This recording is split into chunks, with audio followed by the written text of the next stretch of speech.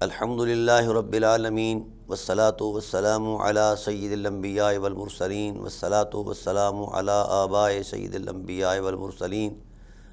والصلاة والسلام علی امہات سید الانبیاء والمرسلین والصلاة والسلام علی اعمام سید الانبیاء والمرسلین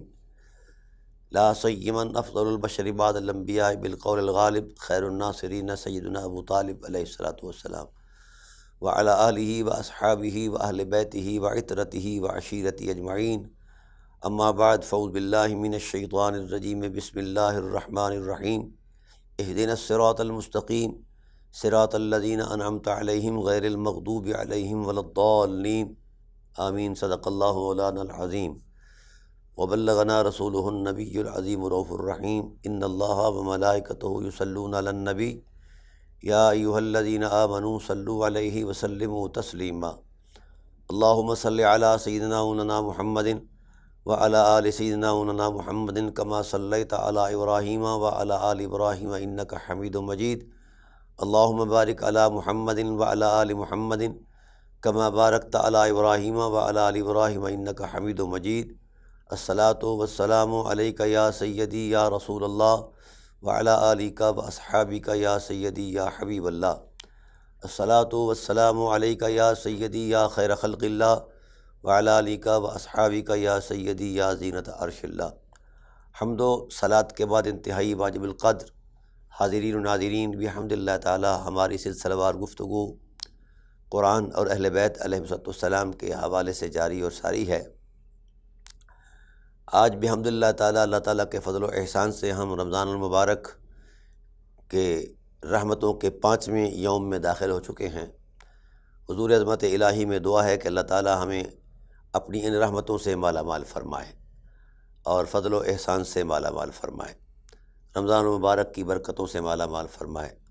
اور اللہ تعالیٰ عالم اسلام کو سلامتی عطا فرمائے۔ قرآن اور اہل بیت کا باہمی جو تعلق ہے، ہم اس پر گفتگو کر رہے ہیں۔ یہ تعلق بڑا عظمت مآب ہے۔ جو تعلیمات قرآن لے کر آیا ہے، ان تعلیمات کا من و عن جو معنی ہے عظمت کردار کی بنیاد پر، وہ اہل بیت علیہم السلام کی ذوات قدسیہ ہیں۔ جہاں جہاں قرآن نے عقائد کا تصور دیا،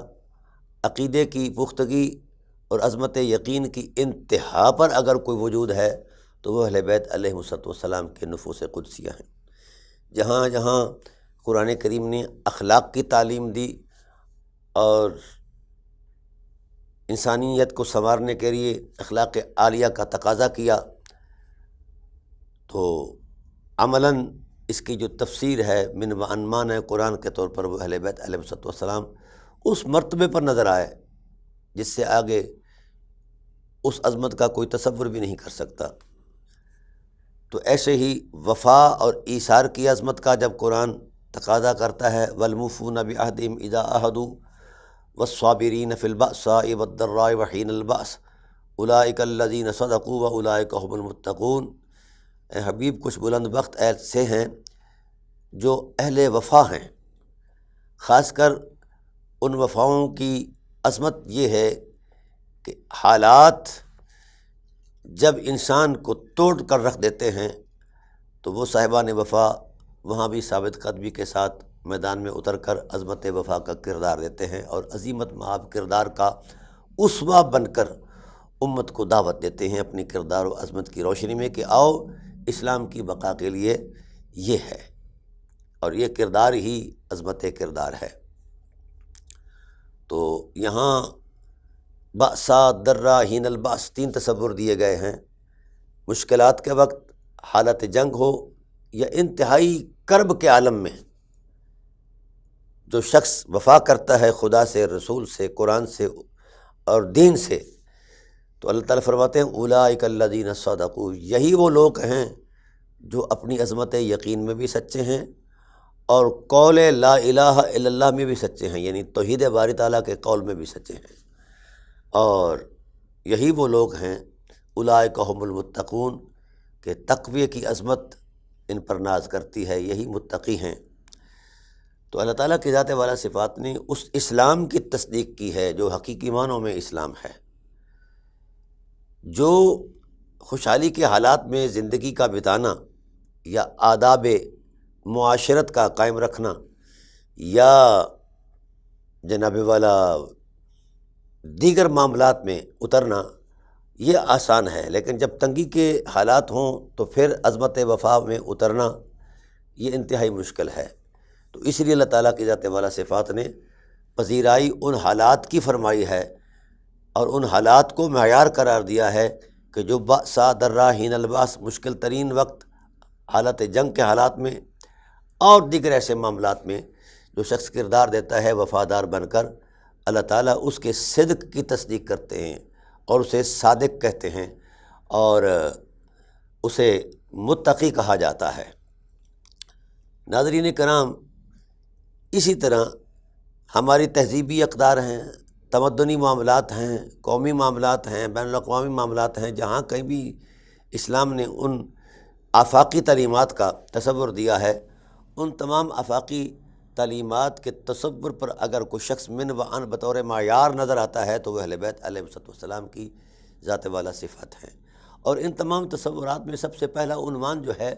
وہ سید المرسلین صلی اللہ علیہ وآلہ وسلم کا ہے۔ آپ صلی اللہ علیہ وآلہ وسلم کی عظمت کردار نے ہی کائنات کے اندر ایک روشنی کا دیپ روشن فرمایا ہے، اور آپ صلی اللہ علیہ وآلہ وسلم کے کردار کو ہی معیار شریعت کہا گیا ہے، معیار دین کہا گیا ہے، اور آپ کے نقوش عظیمت اور خطوط عظمت جو ہیں ان پر چلنے کو ہی اللہ تعالیٰ کی ذات نے اپنے دین پر چلنے کا تصور دیا ہے۔ اور تعجب اس بات پر ہے کہ انہی حقیقتوں میں جس راہ سے مصطفیٰ گزرے ہیں اس راہ سے چلنے کو ہی اتباع رسول کہا گیا۔ الذین یتبعون الرسول النبی الامی الذی، یہ قرآن کریم نے اس عظمت کی پذیرائی فرمائی کہ بلند بخت ہیں وہ لوگ جنہوں نے اس رسول کی اتباع کی، الذین یتبعون الرسول النبی الذی، اس رسول کی اتباع کی جس رسول کی اتباع کا حکم دیا گیا تھا، اور وہ رسول امی تھا، یعنی سوائے ذات حق کے اس کو کسی نے نہیں پڑھایا۔ یجدونہ مکتوبا عندہم فی التوراۃ، اور یہ عظمت جو ہے اس رسول کے تقدس کے اعتبار سے انہوں نے اس کو تورات میں بھی دیکھا ہے، والانجیل، اور انجیل میں بھی دیکھا ہے، اور اس انجیل میں اور تورات میں، صحف ابراہیم میں، صحف موسیٰ میں، جہاں کہیں بھی وہ آسمانی کتابوں کا تصور موجود ہے، امکان موجود ہے، وہاں ان کتابوں کے اندر حضور سید عالم صلی اللہ علیہ وآلہ وسلم کی صفت و ثنا کا ایک تقدس موجود ہے، اور بڑے شاندار الفاظ میں ہیں۔ پہلا شرف یہ ہے یأمرہم بالمعروف، کہ رسول ہر اس امر بالمعروف کا حکم دیتے ہیں جس کے اندر اس عمل کے بعد اس کی اعلیٰ نتیجے کی کوئی عظمت موجود ہو۔ تو گویا رسول کبھی بھی کسی ایسے عمل کی نہ ترغیب دیتے ہیں اور نہ تلقین کرتے ہیں اور نہ ہی حکم دیتے ہیں جس کا نتیجہ کوئی نہ ہو۔ ہر عمل کے نتیجے کے اندر ایک اپنا امتیاز ہے۔ جس عمل میں اخلاقی لیاقت ہوگی نتیجہ سبحان اللہ پاکیزہ ہوگا، اچھا ہوگا، اور جس میں غیر اخلاقی رونت ہوگی اس کا نتیجہ اس کے حسب حال ہوگا، غلط ہوگا۔ تو اسی لیے قرآن کریم نے بھی یہی فرمایا کہ وَہَدَيْنَاهُ النَّجْدَيْنِ، ہم نے دو راستے جو ہیں ان کی ہدایت کر دی ہے انسان کو۔ فَلَقْتَحَمَ الْعَقَبَةَ وَمَا أَدْرَاكَ مَا الْعَقَبَةُ، اور فَأَلْهَمَهَا فُجُورَهَا وَتَقْوَاهَا، اور ہم نے فطرت انسان کے اندر دونوں چیزیں الہام کر دی ہیں، اور ہم نے فَأَلْهَمَهَا فُجُورَهَا یعنی انسان کے بہیمی جذبوں کے اندر ہم نے وہ چیزیں بھی رکھی ہیں جس سے انسان کسی غلط سمت میں جا سکتا ہے، یہ اس کی فطرت کا حصہ ہے۔ لیکن جس وقت وہ فطرت کے تقاضوں کے اوپر غالب آ کر حسن اخلاق کی حرمت میں اترتا ہے تو وَتَقْوَاهَا، یہ تقوی کا نور بھی ہم نے اس کو الہام کیا ہوا ہے۔ اب نتیجہ کیا بیان کیا؟ قد افلح من زکاہا، جس نے پاکیزہ زندگی گزاری کامیاب تو وہی ہے، وقد خاب من دساہا، اور جس نے زندگی جو ہے وہ غیر پاکیزہ گزاری ہے تو وہ خیب اور خاسر ہے۔ تو یہاں نجات کا جو تصور دیا گیا ہے وہ پاکیزہ زندگی کے ساتھ ہے۔ یہ پاکیزہ زندگی کا اصل نتیجہ نجات ہے، اللہ کا قرب ہے، نبی کریم صلی اللہ علیہ وآلہ وسلم کی غلامی کی شان ہے۔ یأمرہم بالمعروف، آیت پڑھی تھی کہ امر بالمعروف کرتے ہیں ونہی عن المنکر،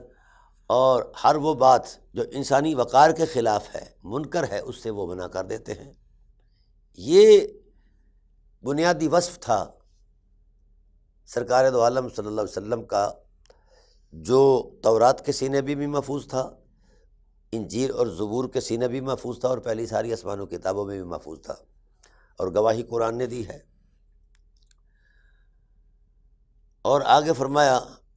وَيُحِلُّ لَهُمُ الطَّيِّبَاتِ، رسول ان پر ہر اس چیز کو حلال کرتا ہے، یعنی اس کے استعمال کی اجازت دیتا ہے جس میں نبوت کی نظر نے طہارت دیکھی ہے، پاکیزگی دیکھی ہے۔ تو گویا کیا شان والا فلسفہ اسلام ہے کہ ہماری خورد و نوش کی چیزوں کے اندر بھی اسلام نے ایک قاعدہ بیان کر دیا ہے کہ تمہاری طبع و مزاج، ایمان اور اخلاق کے لیے مفید وہی چیز ہے جس کے فطرت کے اندر پاکیزگی ہے، طہارت ہے، اور جس کی طبع کے اندر طہارت نہیں ہے، جو خود طہارت مآب نہیں ہے، وہ انسان کے وجود کے اندر طہارت مآب جذبوں کو کیسا بیدار کر سکتی ہے؟ اس لیے وَيُحِلُّ لَهُمُ الطَّيِّبَاتِ، رسول اس شان کا اختیار رکھے ہیں کہ جس جس چیز میں پاکیزگی دیکھتے ہیں اپنی نبوت کی نظر سے، اسے امت کے لیے حلال کر دیتے ہیں، قرار دیتے ہیں۔ وَيُحَرِّمُ عَلَيْهِمُ الْخَبَائِثَ، اور جو چیزیں پلید ہیں طبعاً، ان کو حضرت انسان پر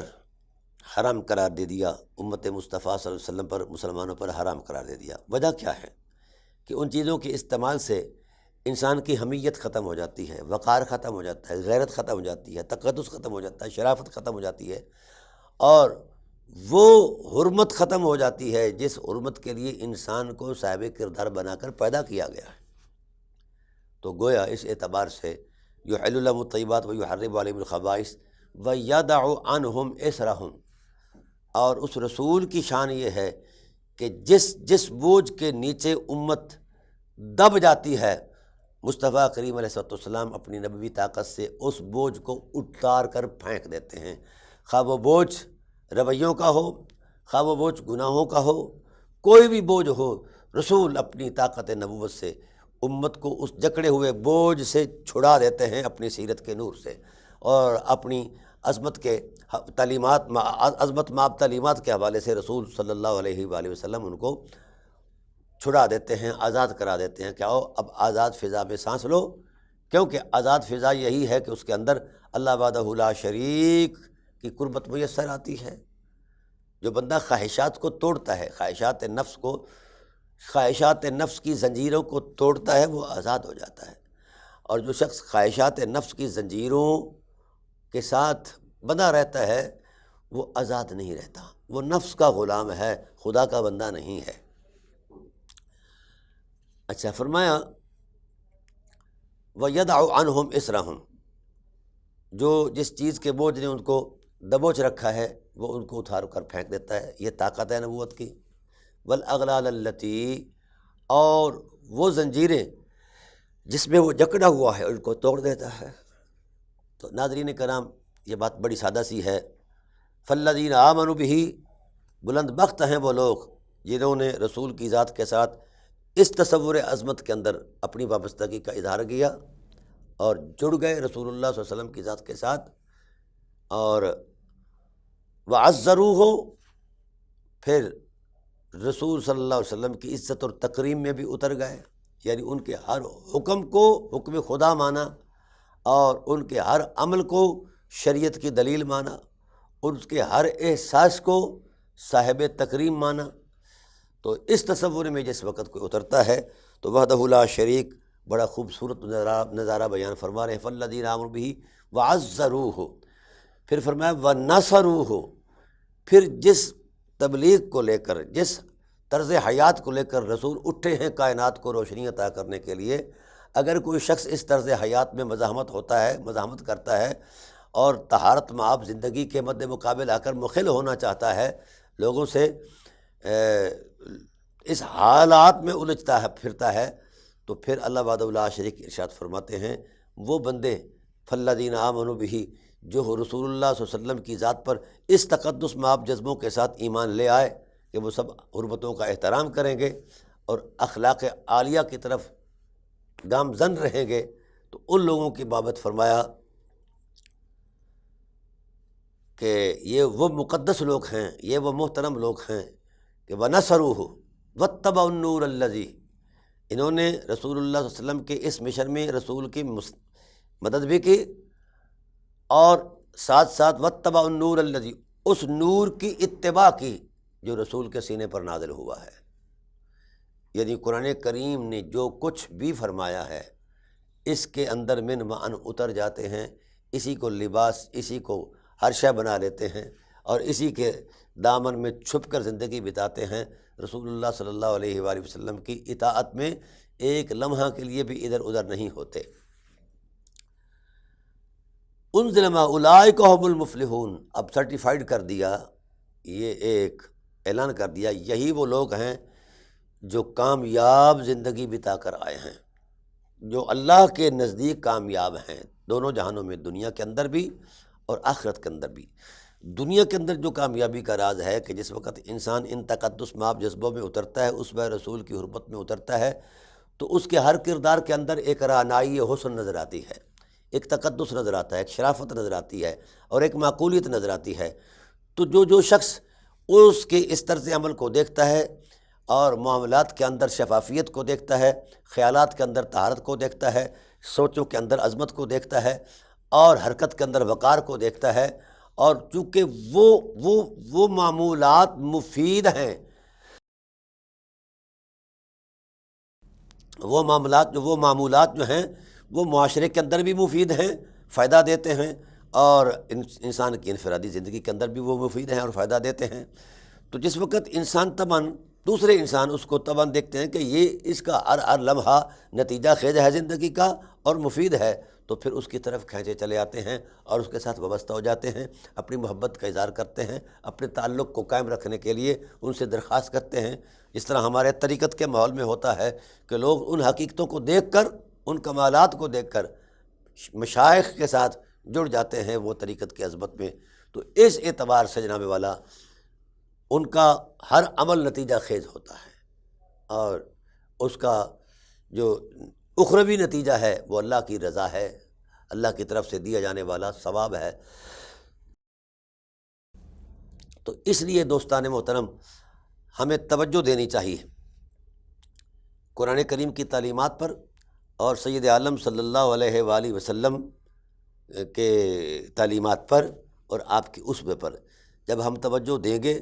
اور کوشش کریں گے کہ جناب والا ہم ان عظمتوں پر چل کر زندگی بتائیں، تو یقیناً ہماری زندگی کا ہر لمحہ نتیجہ خیز ہوگا اور مفید ہوگا اور بابرکت ہوگا۔ حضور سید عالم صلی اللہ علیہ وآلہ وسلم نے ارشاد فرمایا، اذا رؤوا ذکر اللہ، جن کے دامن میں اس انداز کی زندگی ہے یا جن کا طرز حیات اس تصور دین کے ساتھ وابستہ اور پیوستہ ہے، جس وقت بھی کوئی ان کو دیکھتا ہے تو اسے اللہ یاد آ جاتا ہے، اور جو ہی کسی کو اللہ تعالیٰ کی عظمت یاد آئے تو اس کے قلب و روح کی گرمی اس کو آمادہ اخلاق کر دیتی ہے اور ساتھ ساتھ اس کو عظمت مآب بنا دیتی ہے۔ تو ناظرین کرام، یہ ایک ایسا ماحول ہے، مدار ہے کہ جب تک انسان اس مدار میں رہے خود بھی مفید ہے، اپنے لیے بھی اور غیروں کے لیے بھی مفید ہے، اور اگر اپنے مدار سے نکلتا ہے، اس طرح آسمان کے ستارے اپنے مدار سے نکلتے ہیں تو وہ خود بھی نقصان میں چلے جاتے ہیں، اور جدھر ان کا پڑاؤ ہوتا ہے، جہاں وہ گرتے ہیں وہاں بھی وہ نقصان ہی کرتے ہیں۔ تو کوئی سیارہ آسمان کا اس مدار سے ہٹ جائے تو وہ تباہی کا باعث ہے، اور اگر کوئی انسان جو ہے یہ بھی ایک سیارے کی شکل ہے جس کے لیے مدار ہے اسوہ رسول، جس کے لیے مدار ہے یہ قرآن کریم، جو اس سے ہٹ کر چلتا ہے خود بھی نقصان اٹھاتا ہے اور جہاں اس کی حرکت اثر کرتی ہے اسے بھی نقصان ہی دیتی ہے۔ تو گویا ان دو حقیقتوں کے اندر جس وقت ہم غور و فکر کریں گے تو جو ان کی تعلیمات کے اندر موجود ہے وہ ایک ایسی حقیقت ہے کہ نتیجہ خیزی اس کے لیے لازمی امر ہے۔ اب سید عالم صلی اللہ علیہ وآلہ وسلم کی ذات والا صفات کو جب اللہ تعالیٰ نے یہ قرار دیا وما آتاکم الرسول فخذوہ وما نہاکم عنہ فانتہوا، جس چیز کا بھی رسول امر دے اس کو مضبوطی سے پکڑ لو، اس پر عمل پیرا ہو جاؤ، اور جس چیز سے رسول روک دیں اس سے رک جاؤ۔ کیا سادہ فلسفہ ہے، کیا سادی حکمت الہی ہے، اور کیا اس کے نتیجہ خیز حالات ہیں، اور کیا اس کے لیے یہ تقدس ہے جو رسول دیں، رسول جو بھی دیں۔ سبحان اللہ سبحان اللہ، یہ نہیں فرمایا کہ یہ چیز دیں تو لے لو اور یہ چیز دیں تو نہ لے لو، رسول جو بھی دیں اسے قبول فرماؤ۔ اس کا مطلب یہ ہے کہ رسول کے دامن میں خیر ہی خیر ہے، شر نہیں ہے، اور جس چیز سے رسول روک دے، چونکہ رسول نبوی بصیرت اور رسالت کی بصیرت سے دیکھتا ہے کہ اس چیز کے اندر میرے امتی کے طبع کے اندر بھی شر آ سکتا ہے، خیالات کے اندر بھی شر آ سکتا ہے، گفتگو کے اندر بھی شر آ سکتا ہے، تو رسول دو عالم صلی اللہ علیہ وسلم نے اس کے بھیانک نتائج کو مد نظر رکھتے ہوئے یہ حکم اس چیز سے منع کر دیتے ہیں، وما آتاکم الرسول فخذوہ وما نہاکم عنہ فانتہوا واتقوا اللہ ان اللہ شدید العقاب۔ اللہ سے ڈر جاؤ، رسول اللہ صلی اللہ علیہ وسلم کی ذات کو، ان کے اسوے کو، ان کی سیرت کو معمولی نہ سمجھو۔ یہ تینوں حقیقتیں اللہ کا اعتماد ہیں، لہذا تم اللہ کے اعتماد پر پورے اترنے کی کوشش کرو، یہی تمہاری زندگی ہے اور یہی تمہاری بندگی کا وقار ہے۔ اور پھر سید عالم صلی اللہ علیہ وآلہ وسلم کی ذات والا صفات نے بھی ان نقوش عظیمت کو قائم فرمایا جہاں خدا کی رضا بڑی شان سے اس بندے کو میسر آتی ہے۔ تو آئیے ہم اس طرف اپنے آپ کو لے آئیں کہ عمل کی زندگی کے اندر اپنے آپ کو اتاریں، خیالات کے الجھنوں سے ہٹ کر، مذہبی تصورات کے جوڑ توڑ سے ہٹ کر، مسلکی انتشارات کے تسلسل سے ہٹ کر ہم صرف کردار دینے میں تل جائیں، ہماری خلوت بھی پاک ہو، ہماری جلوت بھی پاک ہو، اور ہماری زندگی بندگی کا کامل نمونہ بنے۔ ہم وفائے رسول میں وہ کردار پیش کریں کہ خود رسالت پناہ عالم صلی اللہ علیہ وآلہ وسلم بھی تبسم فرما کر ہمیں اپنی رحمت والی دعاؤں سے نوازیں، اور اللہ بھی اپنے فضل و احسان سے نوازے۔ تو آئیے ہم اس تصور میں آگے بڑھتے ہیں تھوڑا سا کہ رسول کی یہ شان ہے کہ وہ پاکیزہ چیزوں کو حلال کرتا ہے، غیر پاکیزہ چیزوں کو حرام کرتا ہے، اور پھر ہر وہ کام جس کے اندر نتیجہ عظمت موجود ہے اس کا حکم دیتا ہے، اور جس کا کوئی نتیجہ نہیں ہے، جو انسان کے وقار سے متصادم ہے حقیقت، اس سے رسول صلی اللہ علیہ وآلہ وسلم منع فرماتے ہیں۔ تو اب اس اعتبار سے یہ طے ہوا کہ رسول اللہ صلی اللہ علیہ وسلم کا زبان سے نکلا ہوا ہر حرف، حضور سید عالم صلی اللہ علیہ وسلم کے وجود اقدس سے ظاہر کی جانے والی ہر حرکت وہ دین ہے، وہ دین ہے۔ اس لیے سید عالم صلی اللہ علیہ وآلہ وسلم کی ذات والا صفات نے قرآن کو لِتُبَيِّنَ لِلنَّاسِ مَا نُزِّلَ إِلَيْهِمْ کے ٹائٹل پر حرف بہ حرف اپنے کردار کی عظمت میں قرآن کو لوگوں کو سمجھایا ہے، سنایا ہے، پڑھایا ہے، سکھایا ہے۔ اب اگر کوئی بہانے بازی کرے اور اپنے آپ کے حوالے سے وہ کردار دینے سے عاری ہو، اور پھر تراشے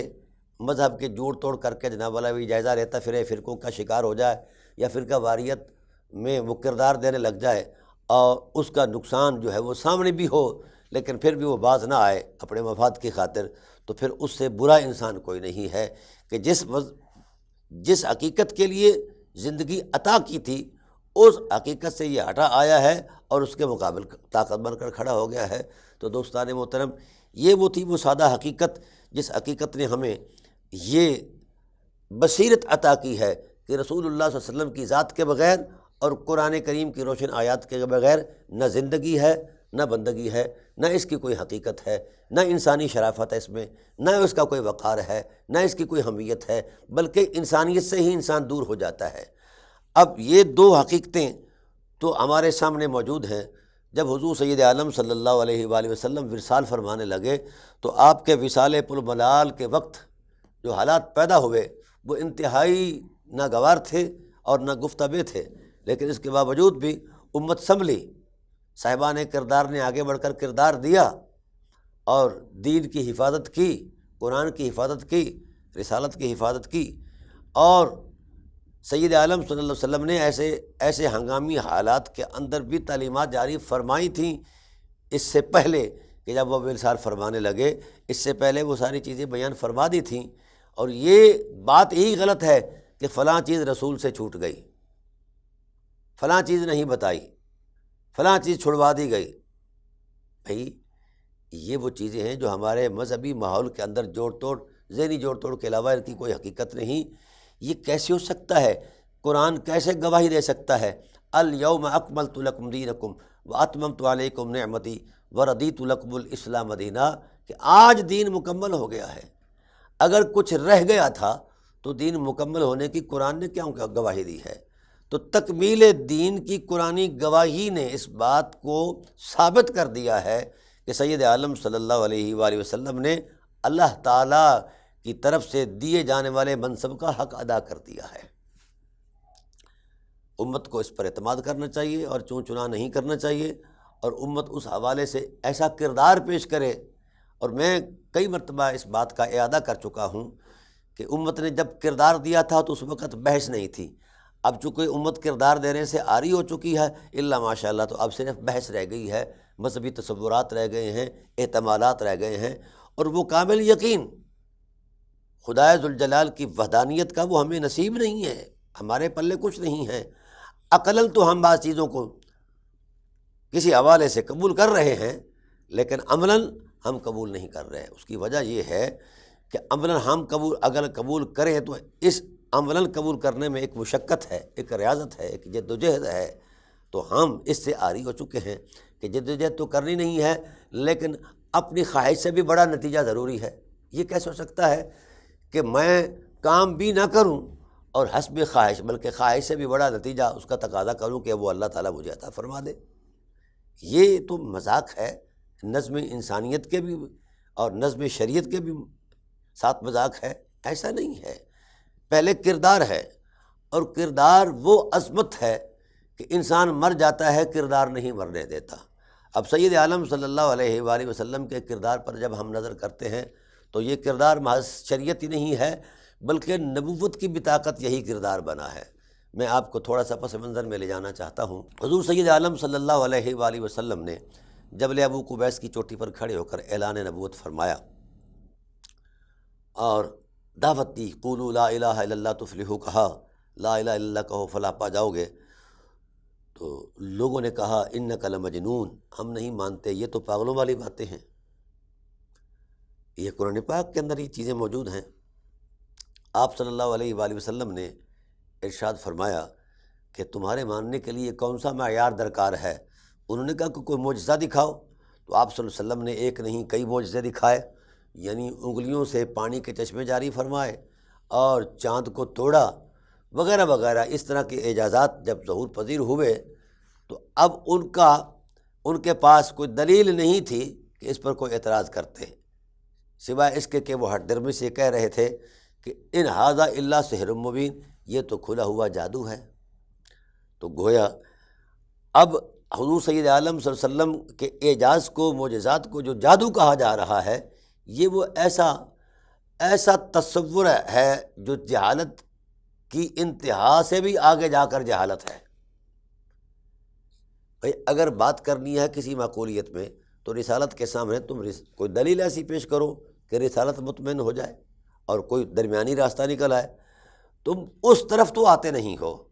اور تم کردار دینے سے عاری ہو، ریاضت اور مجاہدے اور جد و جہد کرنے سے تم عاری ہو، تو تمہارے پاس پھر یہی باتیں رہ جاتی ہیں۔ تو آپ صلی اللہ علیہ وآلہ وسلم کے اس اعجاز کو، معجزے کو انہوں نے چیلنج کر دیا۔ آپ صلی اللہ علیہ وسلم نے جب شق قمر فرمایا تو انہوں نے کہا ان ھذا الا سحر مبین، یہ تو ایک کھلا ہوا جادو ہے۔ اب آپ نے اپنی نبوت کی عظمت میں بطور دلیل قرآن پاک کو پیش کیا۔ ہم بات کر رہے ہیں کردار کی حرمت کی، کہ کردار کیا نتیجہ دیتا ہے اور اس کے تقدس کی حرمت کیا ہے۔ اگر اس کردار کے پیچھے اللہ کی مشیت کا نور ہو اور مصطفیٰ کریم صلی اللہ علیہ وسلم کی سنت اور سیرت کا سرور ہو، پھر وہ کردار بنتا ہے۔ خیالات کی دنیا میں اتر کر کردار نہیں بنائے جاتے۔ اب دوستان محترم، حضور سید عالم صلی اللہ علیہ وسلم نے ان کے سامنے قرآن رکھا تو انہوں نے کہا ان ھذا الا اساطیر الاولین، یہ تو پرانے لوگوں کی کہانیاں ہیں۔ تو ناظرین کرام، اس تصور کے ساتھ جس وقت وہ مد مقابل آئے تو اعتراض یہی کیا ہے، ہدایت نہیں پائی۔ کسی نے کہا کہ جناب والا یہ کھلا ہوا جادو ہے، کسی نے کہا کہ محمد کریم صلی اللہ علیہ وآلہ وسلم جو ہیں یہ نعوذ باللہ من ذالک مجنون ہیں، کسی نے کچھ کہا، بھانت بھانت کی باتیں تھیں۔ تو آپ صلی اللہ علیہ وآلہ وسلم نے کہا کہ پروردگار عالم، جب میں نے تیرے حکم پر اعلان نبوت فرمایا، لوگوں کو فلاح کی دعوت دی، لوگوں نے بجائے دعوت کے قبول کرنے کے میرے ساتھ مزاحم ہو گئے، الجھنے لگ گئے، میری نبوت کو کہا کہ یہ جنون ہے، قرآن کو کہا یہ اساطیر اولین ہے، پرانی کہانیاں ہیں، اور جناب والا معجزات کو کہا ان ھذا الا سحر مبین۔ اے اللہ، اتنے بڑے کمالات میں دکھا چکا ہوں، اب کیا کروں کہ ان کو میری ذات پر اطمینان آئے، اعتماد آئے کہ میں اللہ کا رسول ہوں۔ اب اللہ تعالیٰ کو چاہیے تھا کہ اپنی حکمت کے تصور میں کوئی بڑی سے بڑی عظمت کے بارے میں وہ آشنا کرا دیتے کہ ابھی اس کا ظہور کرو، ان کو اعتماد آ جائے گا۔ تو خدائے ذوالجلال کی نظروں میں کوئی چیز نہیں سمائی جو اس حوالے سے محبوب کی رسالت کی تائید میں مؤید بن جائے، طاقت بن جائے، یا اعجازات کی عظمت میں وہ طاقت بن جائے، یا جناب والا قرآن کریم کے تقدس میں وہ طاقت بن جائے، کوئی ایسی چیز جو ہے وہ نظر نہ آئی۔ تو اللہ وحدہ لا شریک نے ارشاد فرمایا، میرے حبیب آپ کے دامن میں ایک ایسا اعجاز ہے جسے قیامت بھی چیلنج نہیں کر سکتی۔ اس میں کوئی شک نہیں کہ انہوں نے آپ کی نبوت کو چیلنج کیا، انکار کیا، رسالت کو انکار کیا، قرآن کا انکار کیا، معجزات کا انکار کیا، لیکن آپ ان کے انکار کے سامنے کوئی ایسی دلیل پیش نہ کرو جو ان کے تجربے میں موجود نہ ہو۔ ہاں، وہ دلیل پیش کرو جو ان کے تجربے اور مشاہدے میں موجود ہے، تاکہ ان کو انکار کی ہمت ہی نہ رہے، جرأت ہی نہ رہے۔ تو آپ صلی اللہ علیہ وسلم نے کہا کہ پروردگار عالم، پھر میں کیا چیز پیش کروں اپنی نبوت کی دلیل کے لیے، قرآن کی اعجازی شان کی حرمت کی دلیل کے لیے، اور معجزات کی تصدیق کے لیے کیا دلیل پیش کروں؟ تو اللہ تعالیٰ نے ارشاد فرمایا، میرے حبیب ان سے کہو فقد لبثت فیکم عمرا من قبلہ، اے لوگو میری زندگی تمہارے سامنے گزری ہے، میں نے تمہارے سامنے زندگی کا ایک طویل عرصہ گزارا ہے۔ چیلنج ہے تمہیں کہ کوئی شخص سامنے آ کر کہے کہ میں نے زندگی کے فلاں سمے، فلاں وقت، فلاں حالت میں فلاں غیر معقول چیز دیکھی ہے اور غیر جائز چیز دیکھی ہے، تو ایسا لے آؤ اگر تمہارے پاس کوئی تصدیق ہے۔ تو سب نے کہا یار اے محمد، یہ تو ہو نہیں سکتا، آپ صادق بھی ہیں اور امین بھی ہیں۔ تو آپ صلی اللہ علیہ وسلم نے ارشاد فرمایا کہ اگر مجھے صادق اور یقین کہتے ہو، چھوٹی چھوٹی باتوں میں بھی مجھے صادق اور امین کہتے ہو، تو پھر جو سب سے بڑی بات ہے لا الہ الا اللہ، اس میں بھی مجھے صادق اور امین مان لو۔ تو ناظرین کرام، اس وقت کفار مکہ کے پاس کہنے کے لیے کچھ نہیں تھا، کیونکہ حضور سید عالم صلی اللہ علیہ وآلہ وسلم کی سابقہ حیات عظمت جو بغیر اعلان نبوت کے تھی، وہ ایک آئینہ رحمت تھی، شفاف آئینہ تھی، ایک عظیمت مآب ایک کردار تھا، اس کو کوئی چیلنج نہیں کر سکتا تھا۔ تو اس کردار نے طاقت بن کر بقائے دین کے لیے ایک کردار دیا ہے۔ تو ایسے ہی وہ ڈاکٹر اقبال نے کہا تھا نا کہ عمل سے زندگی بنتی ہے، جنت بھی جہنم بھی، یہ خاکی اپنی فطرت میں نہ نوری ہے نہ ناری۔ تو کردار دینے سے ہی حقائق جو ہیں وہ یقین کا باعث بنتے ہیں۔ تو آئیے اب اس حوالے سے حضور سید عالم صلی اللہ علیہ وآلہ وسلم پر تو وحی جاری تھی، حضور کے بعد تو وحی ختم ہو گئی۔ اب آپ صلی اللہ علیہ وآلہ وسلم کے ذات والا صفات نے اسی کردار کے لیے جن نفوس قدسیہ کا انتخاب کیا ہے وہ ہیں اہل بیت علیہم السلام۔ نبوی تربیت نے ان نفوس قدسیہ کو یہاں تک پہنچا دیا تھا، یہاں تک وہ چلے گئے تھے کہ ان کرداروں کو دیکھ کر رسول کے کردار کی حرمت یاد آنے لگی۔ تو ناظرین کرام، یہ تھا وہ فلسفہ قرآن اور اہل بیت کا کہ قرآن اگر کردار کا تقاضا کرتا ہے تو اہل بیت علیہ السلام کی ذوات قدسیہ نے باضابطہ کردار دے کر قرآن کریم کی ان تعلیمات کی تصدیق کی ہے اور ان اعلانات کی تصدیق کی ہے اور ان مقتضیات کی تصدیق کی ہے۔ تو یہ لہٰذا یہ دونوں حقیقتیں باہم لازم ہیں، اور اس لیے سید عالم صلی اللہ علیہ وآلہ وسلم نے ارشاد فرمایا کہ میں تم میں دو چیزیں چھوڑے جا رہا ہوں، اور دونوں چیزیں بہت بڑی حقیقتیں ہیں، بہت بڑی عظمتیں ہیں۔ ما ان تمسکتم لن تضلوا بعدی ابدا، جب تم ان سے وابستہ ہو جاؤ گے، پھر محمد کریم صلی اللہ علیہ وآلہ وسلم اس بات کی ضمانت دیتا ہے کہ تم کبھی بھی گمراہ نہیں ہو پاؤ گے، کسی بھی صورت میں گمراہ نہیں ہو پاؤ گے۔ تو لہٰذا اگر آخرت میں نجات چاہتے ہو تو قرآن اور اہل بیت سے جڑ جاؤ، اور اگر زندگی میں کمال چاہتے ہو تو قرآن اور اہل بیت سے جڑ جاؤ، اور اگر اخلاق کے اندر معراج چاہتے ہو تو قرآن اور اہل بیت سے جڑ جاؤ، کیونکہ اہل بیت علیہ السلام ذات رسالت میں آپ صلی اللہ علیہ وسلم کے اخلاق عالیہ کا عین ہیں۔ اور یہ بات میں اپنے فرط جذبات سے نہیں کہہ رہا، ام المومنین حضرت عائشہ صدیقہ سلام اللہ تعالیٰ علیہا یہ فرماتی ہیں کہ یار ما رأیت احدا اشبہ من رسول اللہ صلی اللہ علیہ وسلم، میں نے رسول اللہ صلی اللہ علیہ وسلم کے حرمت کردار کے جو مشابہ ترین حقیقت دیکھی ہے وہ صرف اور صرف زہرا پاک صلوات اللہ تعالیٰ علیہا کی ذات والا صفت ہے۔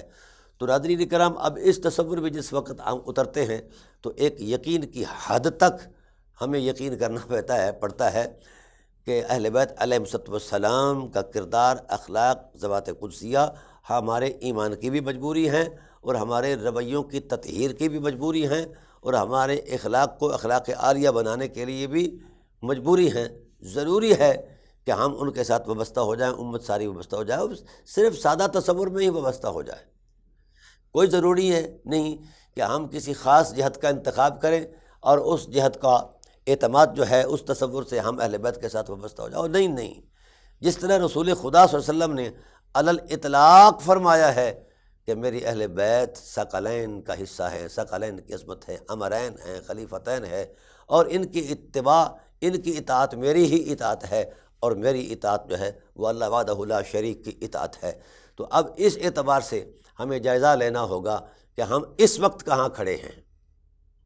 ہماری منزل کیا ہے، مقصود کیا ہے، سرگرمیاں کیا ہونی چاہیے، اعتبار کیا ہونا چاہیے،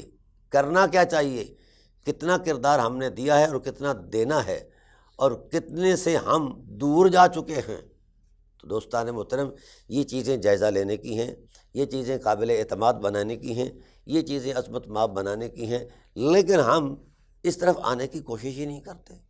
ہم اس طرف دھیان ہی نہیں کرتے۔ بس چند مذہبی تصورات ہیں ان حقیقتوں کے بارے میں کہ جناب والا جب محرم الحرام آئے تو ان کی یادیں منا لی جائیں، اور جب ربیع الاول شریف آ جائے تو میلاد شریف منا لیا جائے، جب شب قدر آئے تو قرآن کریم کی عظمت کو بیان کر دیا جائے۔ او بھائی، یہ باتیں تو ایک الگ سے اضافی عنوان ہے۔ یہ جو ہم ان عظمتوں کو بیان کرتے ہیں یہ تو ہماری عقیدت ہے، لیکن جس انداز میں ہماری حقیقت آشنا ہے وہ اس سے کہیں بلند و بالا ہے۔ اس لیے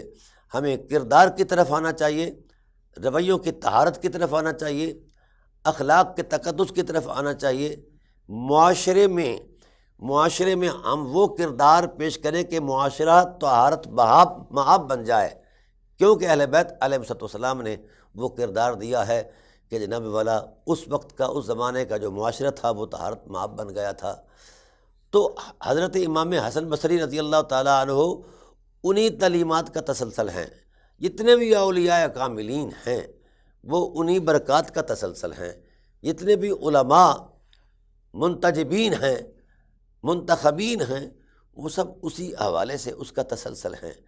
تو جب تک ہم کردار نہیں دیں گے تو ہم نتیجے بغیر کردار کے کیسے حاصل کر پائیں گے؟ اس لیے اسلام کی زندگی جو ہے یہ نتیجہ خیز ہے، اور اسلام کی زندگی کے ہر عمل کے اندر، ہر حرکت کے اندر ایک کامل نتیجہ ہے اور کامل سبق ہے، کامل عظمت ہے۔ لیکن ہم نے اس کو صرف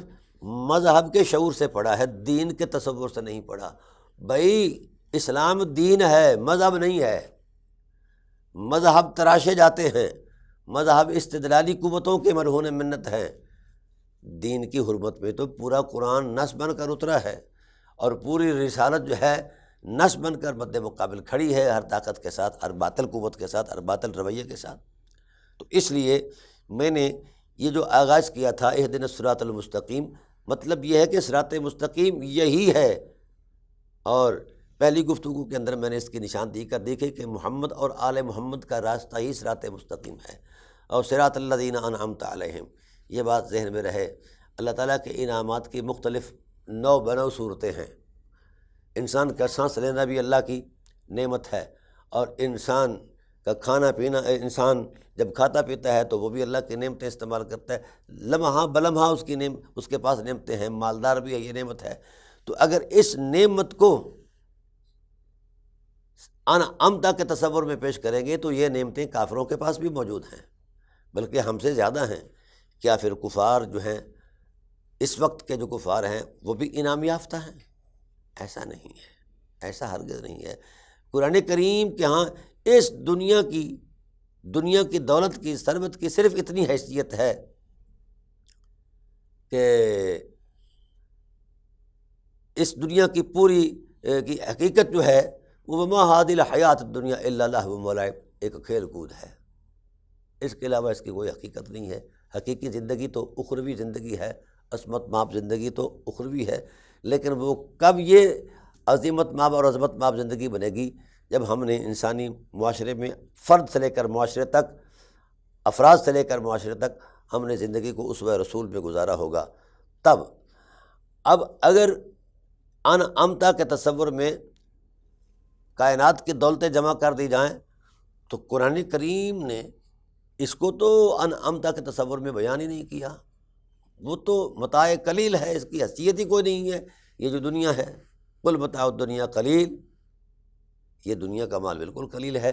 تو کیا خیال ہے قرآن کسی ایسی قلت کا تصور دیتا ہے؟ اور قرآن کا دامن بڑا وسیع ہے، بڑا بلند و بالا ہے،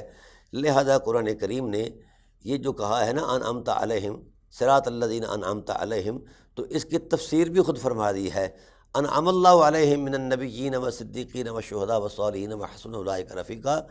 جن پر اللہ نے انعام کیا وہ انبیاء کی ذوات قدسیاں ہیں۔ اس کا مطلب ہے کہ مادی کائنات سے ہٹ کر کسی اور انعام کا تصور دے رہا ہے قرآن، اور وہی حقیقت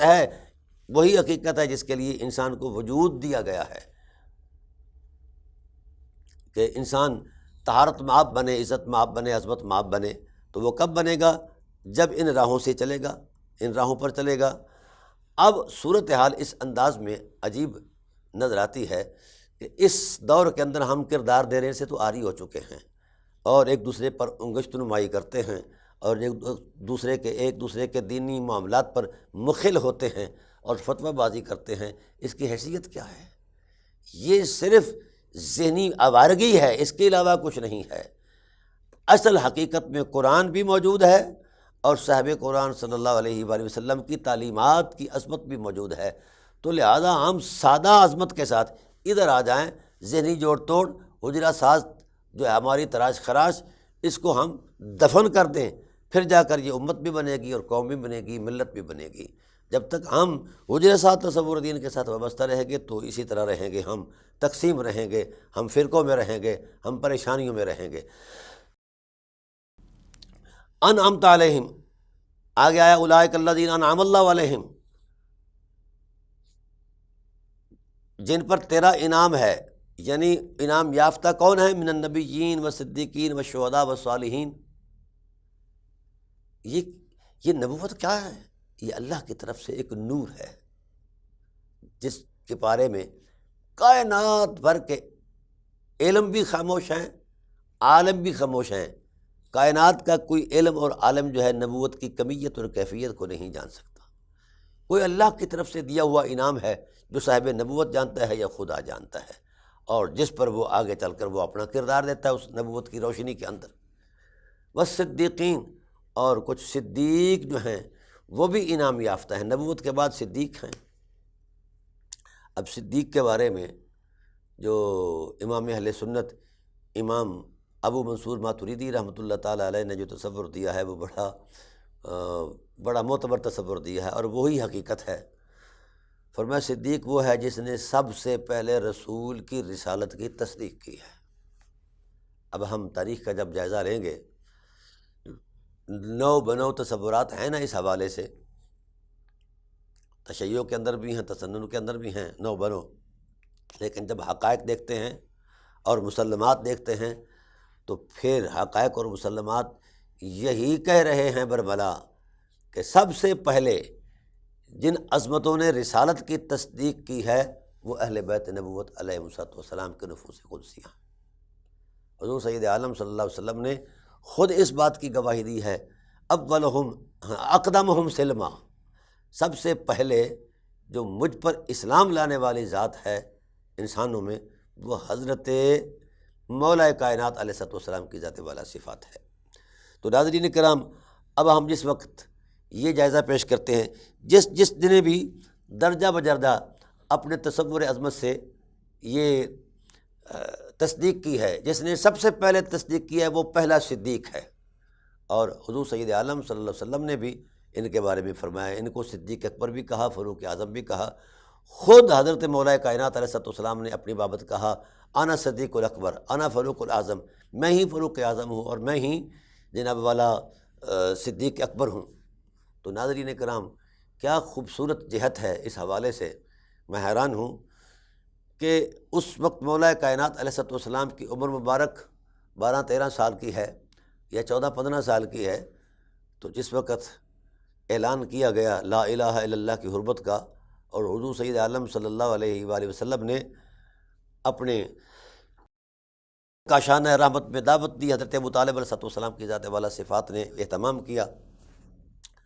تو اپنے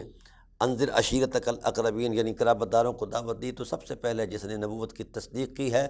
اور نبوت کی تائید میں اپنے وجود کو پیش کیا ہے طاقت بن کر، وہ مولا کائنات علیہ السلام کی ذات والا صفات ہیں۔ اس کے علاوہ بھی کئی نظائر ہیں، یعنی دعوت ذوالعشیرہ سے بھی پہلے حضور سید عالم صلی اللہ علیہ وآلہ وسلم کی ذات پر جو ایمان لانے والے ہیں وہ اہل بیت علیہ السلام ہیں۔ گویا انبیاء کے بعد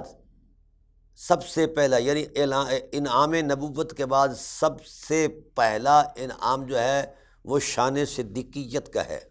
اور شان صدیقیت کا پہلا عنوان اس کائنات میں رسول اللہ صلی اللہ علیہ وسلم کی اہل بیت علیہ السلام کے نفوس قدسیہ ہیں۔ اور من النبیین والصدیقین والشہداء، دوسرا ٹائٹل شہداء کا ہے جو انعام یافتہ ہے، جن کو اللہ نے یہ توفیق بخشی کہ اللہ کے حسن پر وہ مر مٹے ہیں اور ذبح ہو گئے ہیں، انہیں مقام شہادت عطا فرمایا گیا ہے۔ اور قرآن کہتا ہے وَلَا